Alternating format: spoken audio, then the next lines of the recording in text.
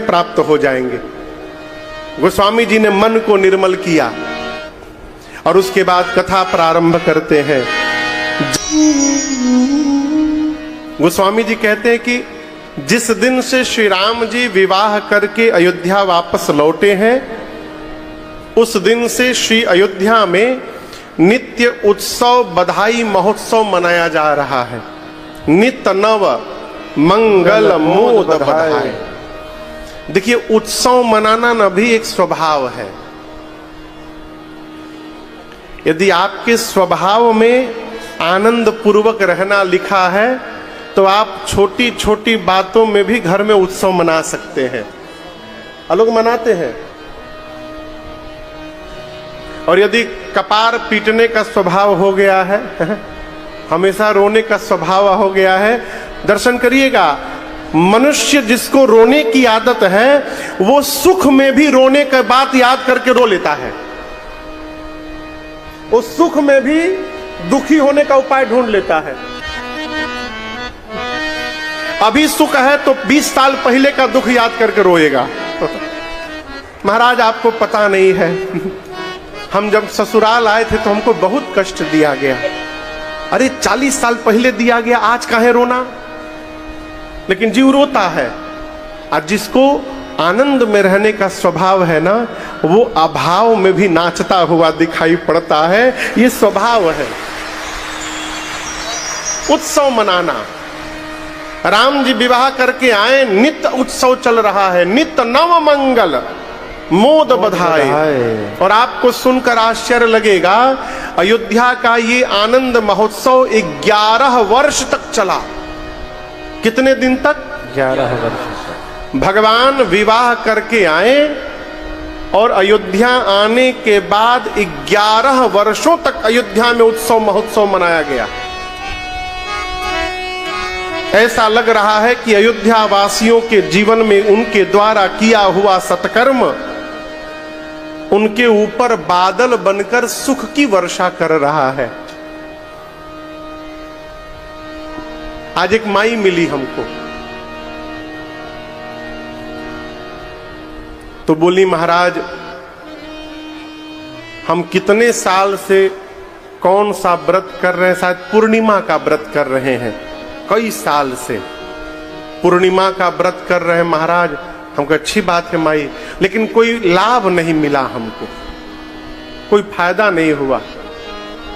वो जब माई बोली तो हमको एक बात याद आ गई।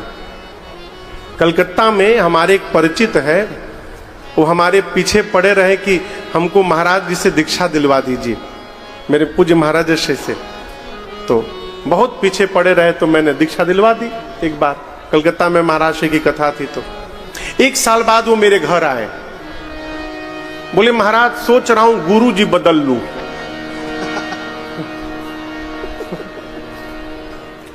हम बोले, क्या हुआ? वो कोई लाभ नहीं हुआ मेरा। हम कैसा लाभ सोच रहे थे कि गुरु जी से दीक्षा ले लेंगे तो छतवा फाट के रुपया बरिस जाएगा। हमारा फायदा जानते हैं क्या है? हम अर्थ ढूंढते हैं, ये हमारा फायदा है। ऐश्वर्य ढूंढते हमारा फायदा है। फायदा हम आपको बताएं, 2 साल जो कोरोना का बीता है, उसके बाद भी हम और आप यहां बैठ के कथा सुन रहे हैं। ये किए गए सत्कर्म का फायदा है। ये फायदा है।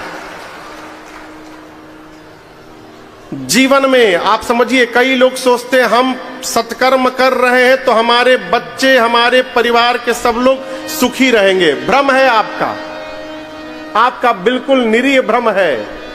हर मनुष्य अपने स्वयं के किए गए कर्म से बंधा हुआ है। राक्षस के घर में भगवान का भक्त जन्म ले सकता है। प्रहलाद जी ने जन्म लिया। प्रहलाद के पिता असुरों के राजा थे, राक्षस था हिरण्यकश्यप। हिरण्यकश्यप के घर में प्रहलाद जैसे भक्त जन्म ले सकते हैं, उसी प्रकार साधु के घर में भी दुष्ट जन्म ले सकता है। इस भ्रम से बाहर रहिए कि हम भजन करेंगे तो सब सही हो जाएगा। हर मनुष्य अपने अपने कर्म से बंधा हुआ है।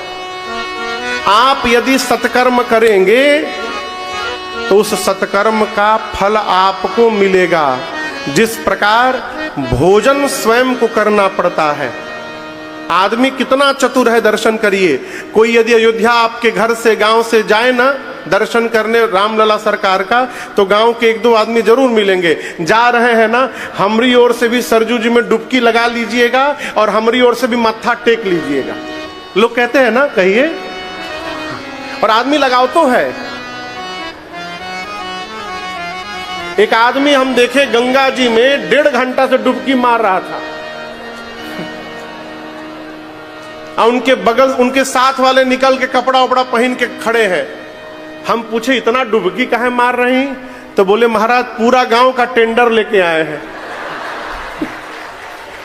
पूरा गांव के बदले डुबकी मार रहे हैं। क्या उनको मिल जाएगा? का भ्रम में है। कोई नहीं कहता कि हमारे पास टाइम नहीं है, 2 बज गया है, आप भोजन करने जा रहे हैं तो 1 रोटी हमारी ओर से भी खा लीजिएगा। कोई कहता है क्या? नहीं कहता।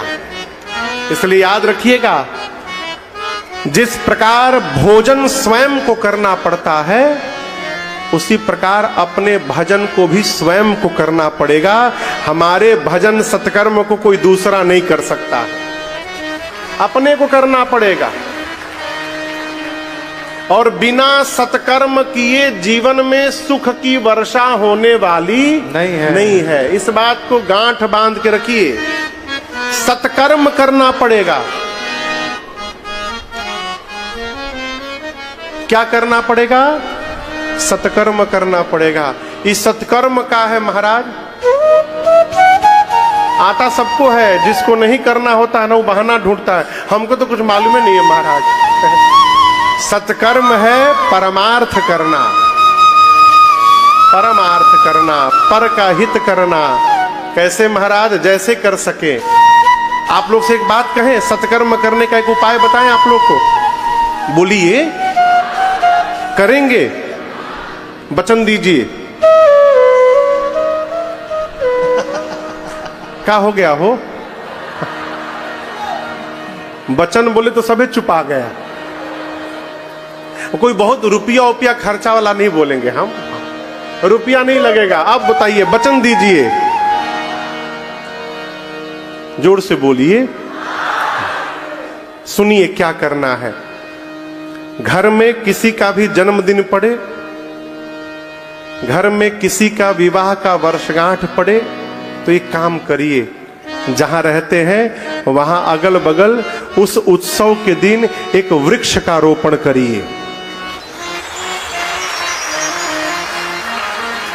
एक वृक्ष लगाइए। अच्छा, क्या